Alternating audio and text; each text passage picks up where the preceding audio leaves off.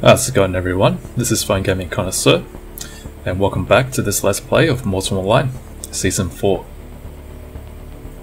Okay, so as you can see today, I'm logged in as Stykinir, which is one of my alts.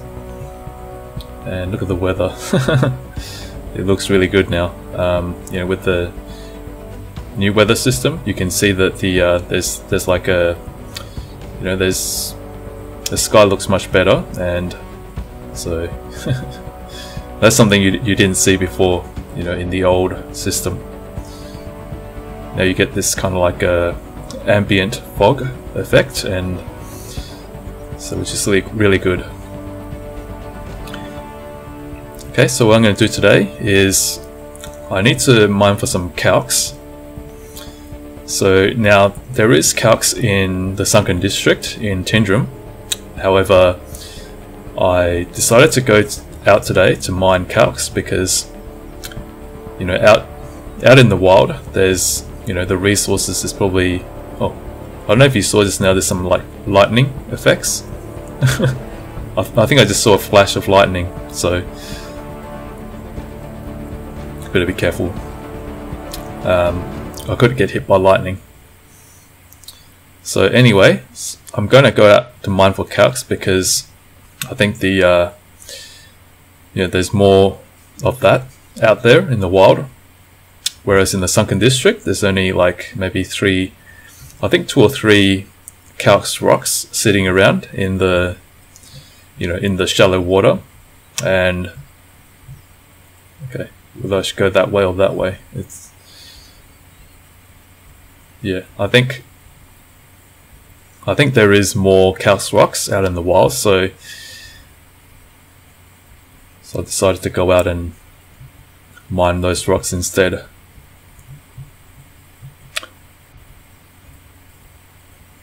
So I'm not sure if you've seen the new housing. Oh, wow, look at that. So I'm not sure if you've seen the new housing trailer, the SV release yesterday. Today's the 31st of May, and what is that? Is that a hostile guard tower? So anyway, the housing system, where am I? So the new housing system, and what's happening? Oh, this is new. Oh, look at that. Check this out. What is that sound? Oh, look at that. Wow, look at this. Oh, this is awesome, man. This is brilliant. Look at this. Well, I do wonder what that sound is, though. Yeah, so the new housing system is slated for a 6th of June release, and so I'm really looking forward to it.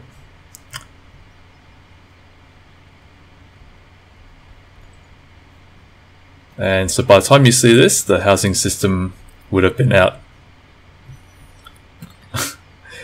This reminds me of something that I read on the forums.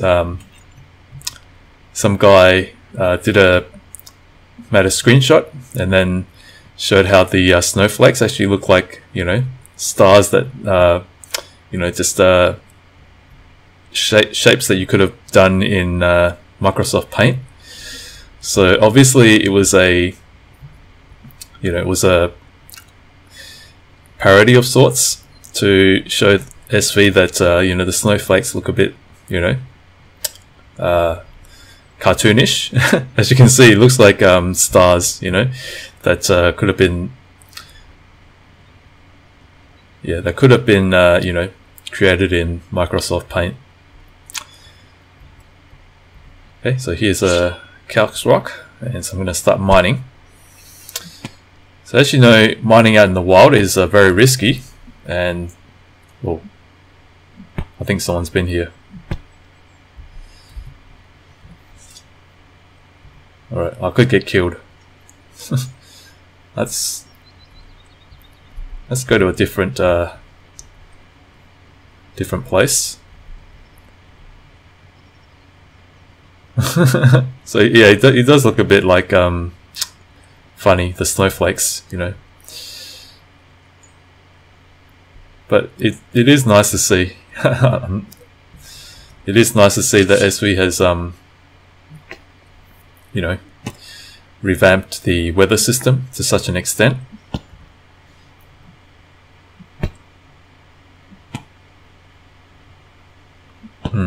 Okay, I think it could be just a case of you know, Calx rocks don't really give off that much per tick, because I've been mining granum, and you know, usually I get about 100.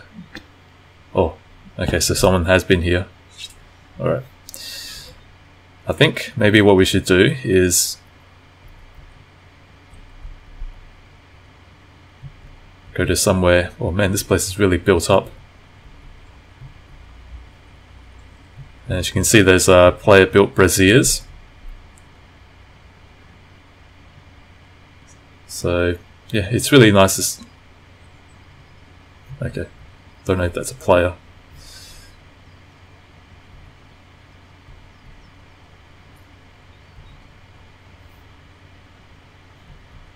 Always got to watch your back.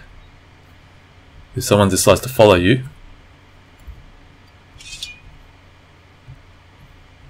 Mongol horse.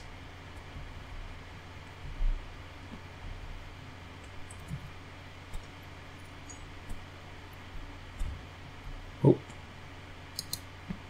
peon dude. So he's been. Maybe I should face him. In case he decides to run up and attack me. Oh. Oh no.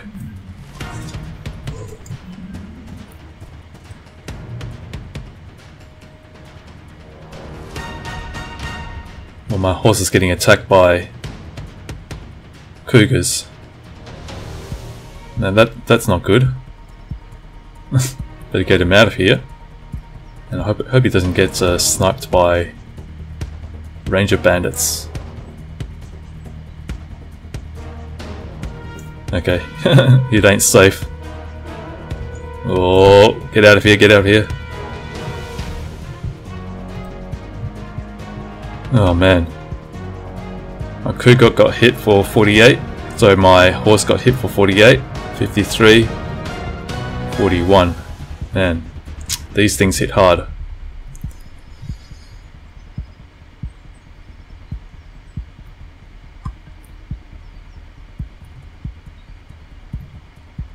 Okay, let's go somewhere a little bit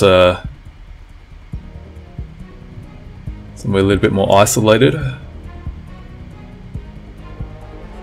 Oh, there's bandits here.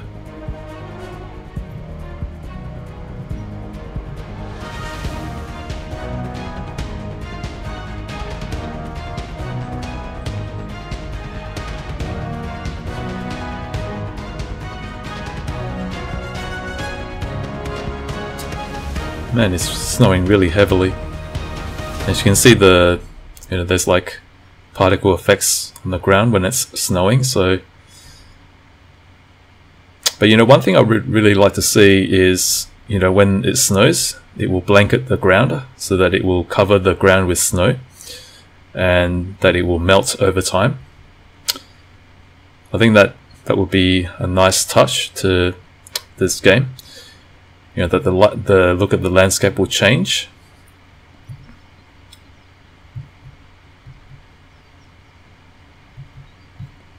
And where am I going? Yes, where was I going? I was supposed to go... Yeah. I was supposed to go towards the bridge, isn't it? Towards the Calx bridge. Sorry, not the Calx bridge. This is the... I think this is called something else. Yeah, the place where I'm thinking of is actually a bit further towards the east. Oh, and it stopped snowing. It's a nice evening.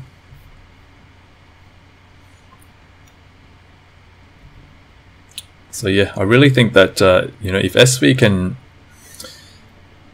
you know, bring more of these environmental, you know, mechanics, that will not only change the look of the landscape, but, you know, affect different things in the game. You know, maybe affect the temperature. You know, it will have an effect on. It's just not have an effect on the world in general. You know, affect the migration patterns of mobs, and, you know, make it so that, I don't know, make it so that you will feel hungry faster or something like that. I don't know, but, you know, I just like to see more things that will affect the world around you, rather than just, you know, everything remaining static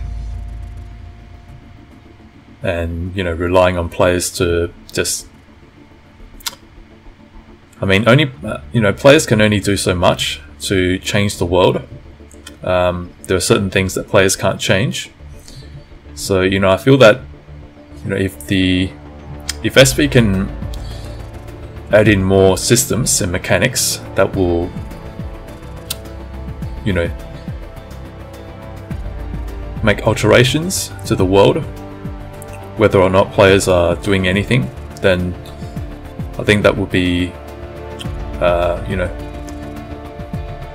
a good step forward in making this game, making the game world a bit more lively and unpredictable and dynamic. And speaking of dynamic and lively, you know, I've been reading, you know, a lot of games, you know, in their promos and, you know, in their advertising, you know, their you know, when they try to promote their game, or, you know, oh, ran out of stamina. So, you know, when I see promotional materials and, you know, previews and that sort of thing, you know, the word living and breathing world is often used. Now, in my mind, living and breathing world entails that the world actually reacts to your actions, and the world actually goes on whether or not players are around, and the world actually has a life of its own and will actually do things. And, you know, just like in the real world, you know, our world is a real living and breathing world. However, you know, I find that in a lot of games, when they say that their game is living and breathing, I find that that's a bit of a misnomer, because, you know, when you actually play their games, you'll find that it's not really living and breathing. You know, I think a lot of open world games like to say that their game is living and breathing, but in actual fact, a lot of it is just static and linear. Yeah, that's better. I'm getting a bit higher tick now for my mining of Calx. So yeah, I hope I don't get ganked by reds, because I think reds do come here to wait for miners, because they know that miners will eventually come here to mine for Calx. So I'm gonna, yeah, I'm running a high risk mining operation. So as I was saying, a lot of games, when, you know, they say that their world is living and breathing, but, you know, but in actual fact it's not really that. Just because it's open world doesn't mean that it's living and breathing. You actually have to have, you know, a lot of mechanics in place, things that will, you know, in other words, the game world will actually go on without the player's presence. So, you know, one example that I would say is a living and breathing world would probably be, you know, Stalker, Call of Pripyat, where it has, you know, like a AI system where different factions will do their own thing, and, you know, can I still mine from here?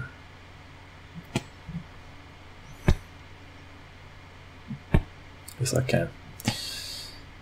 So yeah, I really feel that you know, the word living and breathing world is too often used and it's really just it's becoming a meaningless term.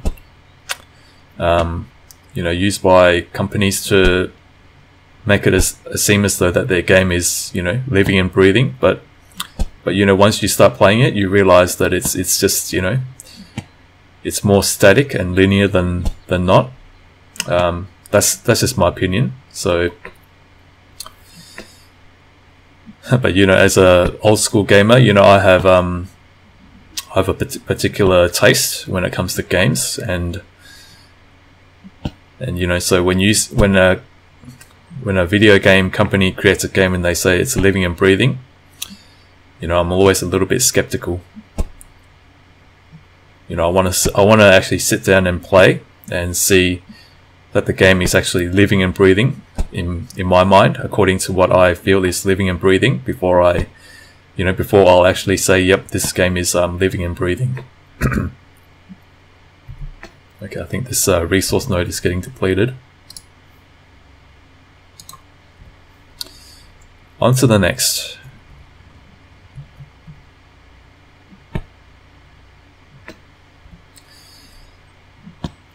Oh, it's almost... Oh, so someone's been here then.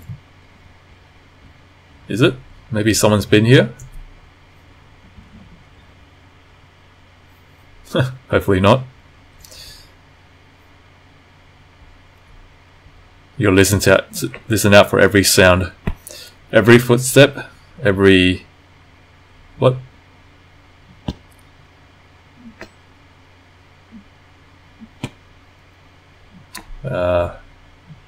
This horse. Stay still.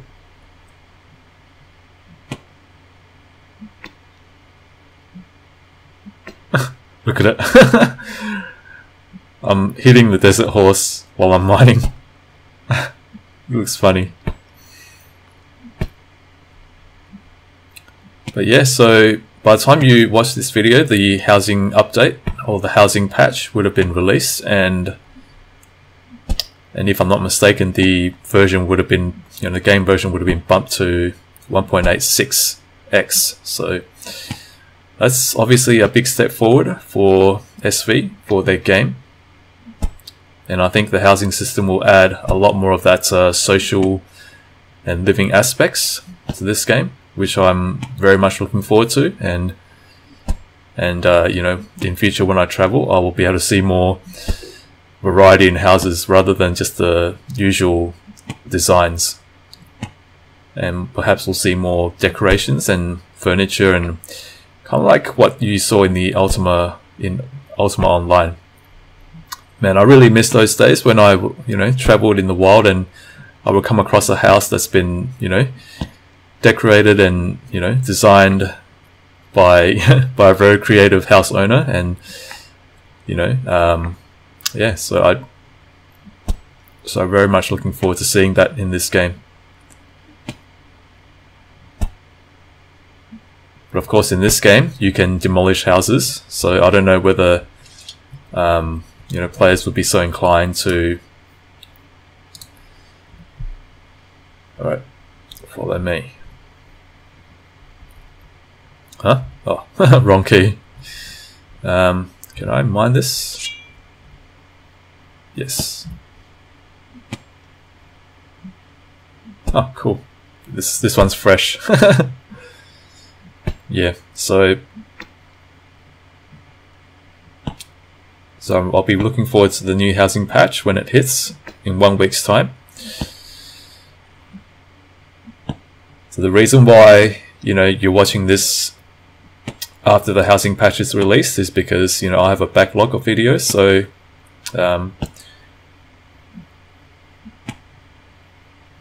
you know, I release them slowly over time.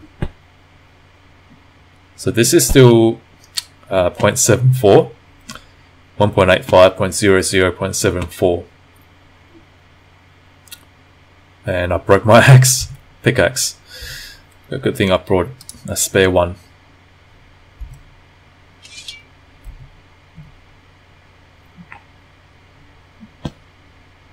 So yes, once I use up all my vendor pickaxes, I will start to create my own. because I did buy the skill books to give to Raynon. So he will be crafting all the pickaxes and wood cutting axes for Stykinir. Okay, it's almost depleted. Alright, I think we're good. That's a good 800 units, 8,000 units I should say, of Calx. So I think that's good enough for me for today, because I'm going to craft a steel weapon for Tibers, because he's been using pretty much thrusting blades made out of cuprum for, you know, pretty much. Is that a player? No, I think it's a sources. Let's go and get a closer look. Yep, steep horse. So yeah, I am going to create a steel weapon, two-handed weapon, because I don't know if you noticed, but with the AI revamp some months back, the AI has become very, very unpredictable, and you know, it's caught Tibers off guard on many occasions, and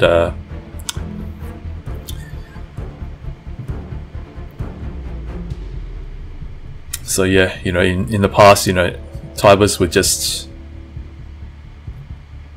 you know, basically use fireball, and then once the mob closes in, he switches to sword and shield, and then, you know, he just parries and strikes, parries and strikes, and you know, it's a little bit dull and boring. But with the AI revamp, the mobs have become completely unpredictable. You know, I would parry probably only 1/4 of all the attacks, and the mobs, you know, they would run at different speeds, you know, depending on their level.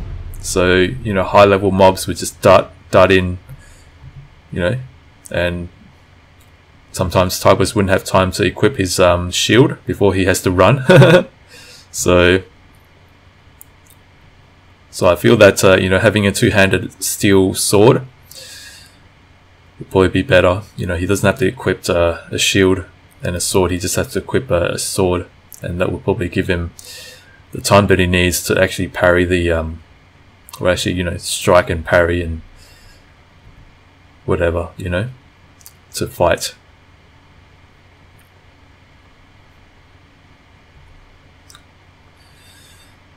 But yeah, hopefully I'll make it back.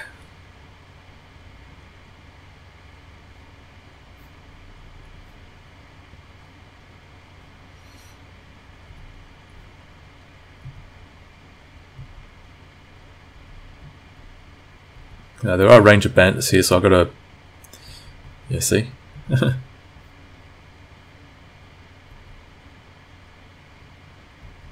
watch out for everything and listen out for every.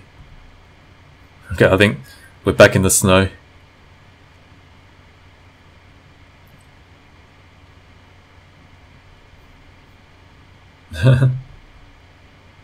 But yeah, even though it's not perfect, and I do think that the snowflakes could use a bit of work, make it a bit more, you know, more detailed and a bit more look a bit more like real snowflakes instead of this you know, starry white object. But you know, it's just a minor thing, you know. You know, when you're playing this game, I think you're not going to pay too much attention to the things like that, but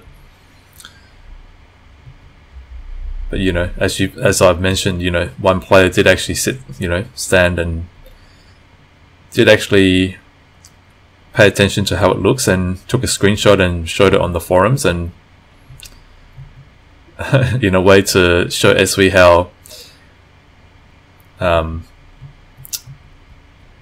how primitive the snowflakes look. If you look at it, it does look a little bit yeah, it looks a little bit funny. So you know, if SW can fix that, you know, maybe make it a bit more realistic, then you know, that'll be good.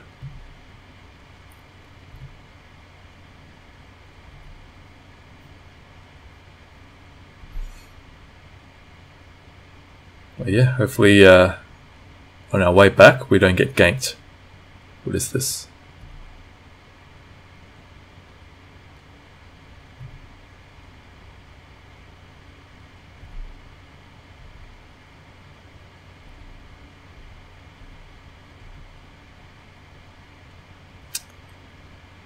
Yeah, there's a little bit of a, I think the sky looks might be a little bit glitched, because just now the sky went fully white and then it went back to normal, and then now it's back to this kind of like a light blue tint. So, oh, is there a snowflake flying? Yeah, look at it. It seems to be flying. And it's raining now.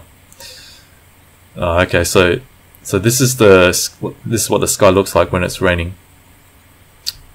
But yeah, it's a little bit immersion breaking when the sky goes from fully white to back to normal, and then now to, you know, light blue tint. You know, all of a sudden it's a little bit immersion breaking, but like I said, this game is not perfect. It has a lot of rough edges. But in terms of what it does, you know, in terms of the feature set and, you know, what it gives players, there's nothing out there quite like it. I think this is the only one of its kind. So there's no direct competitor as such, in my opinion. Mortal Online is in a class of its own. And, you know, I wish there were more games like this, you know, that copy the Mortal Online feature set, but, you know, so far I haven't seen one that actually does. You know, full first person only, full looting, open world PvP, thievery, Twitch based combat, location based armoring, and the list goes on, you know. And I should break this down, shouldn't I? Yeah, I need to actually break all this down. So bear with me just a little bit longer. I'm just going to break down the calcs.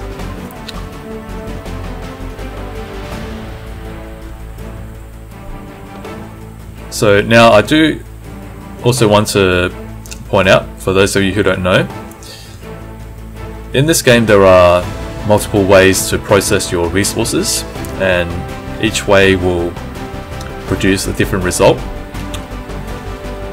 So as you know, there is a grinder and a crusher and an attractor. So now if you go to the grinder, if I remember correctly, you get more calx powder but not much of anything else, whereas if you go to the crusher, then you will get more, you know, calx.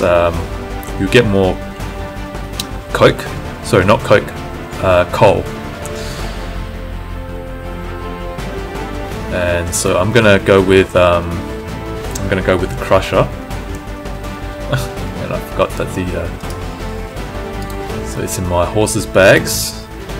And you know, this is the problem. You know, when you activate the crusher and you go to a different, you know, window, then it won't work. It won't let you drag items into it. So you have to press R again for it to work. So S3, you might want to look into that. That's something you might want to fix.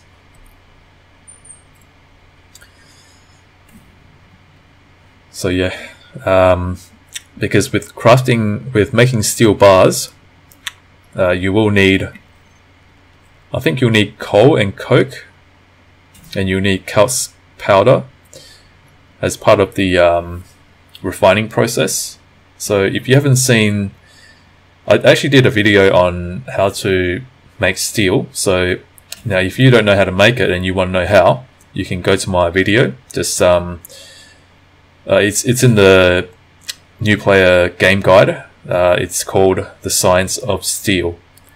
So if you go to that playlist and you look up The Science of Steel, then you can watch that video and learn how to make steel.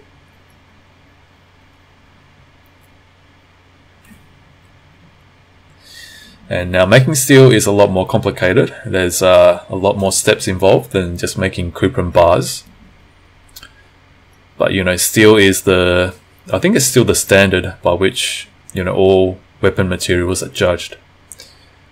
You know, of course, the next step up is tungsteel, and then I think it's the next one is chronite or something. I'm not too sure. Ogmium. I'm not too sure. Those players who are more experienced in this, they will be able to tell you. They will know more than this than I do.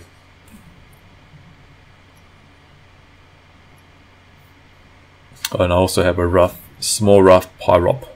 I think that's worth. I think it's only worth a few silvers. It's not really that valuable as such, but okay. So it's almost done. 0 seconds. Okay. So we've got 1,000 calx powder, and we've got some coal and calspar and malachite. Okay, so let's just go and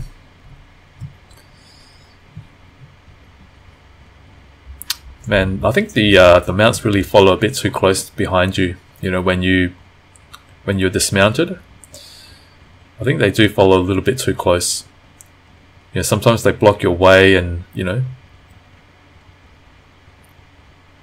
Oh, my coal law went up to 100. Well, that's good. 9 silvers. Okay. Better than nothing, I suppose. Okay, so... Alright, so that's done. So, I think this will end my video. So, thank you for joining me today, and hope that you enjoyed it. As always, if you could please like, comment, subscribe, and share. I look forward to seeing you next time. This is Fine Gaming Connoisseur. Take care.